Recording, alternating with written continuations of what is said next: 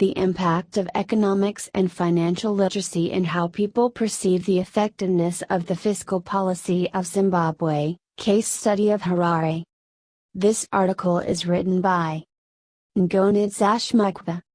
Contribution and originality of the study is that, this paper contributes to the first logical analysis of the relationship between the Zimbabwean fiscal policy outcomes, the preferences towards these outcomes by the Zimbabwean people and the impact of financial and economics literacy on the Zimbabwean people's preferred fiscal policy preferences. This paper investigates the relationship between the perceived Zimbabwean fiscal policy, FP, outcomes and the preferences of the people of Zimbabwe, resident in the city of Harare in the context of the fiscal policy framework, FPF, of Zimbabwe.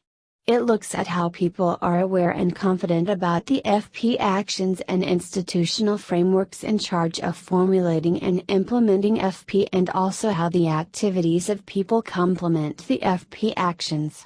It looks at the influence of financial and economics literacy on how people understand and respond to FP actions.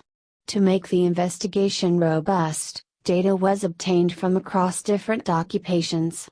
Governments get elected to a large extent on the basis of their FP.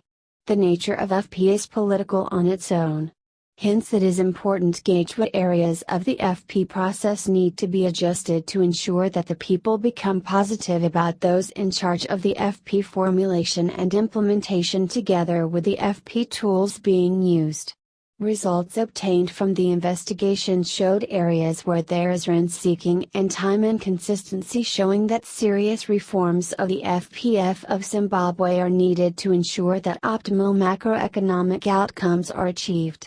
A serious lack of awareness of the setup of the FP framework of Zimbabwe showed that there must be widespread and effective communication by the authorities on the nature of the FP operations being implemented to ensure that people on the ground complement government efforts to improve the economic performance of Zimbabwe.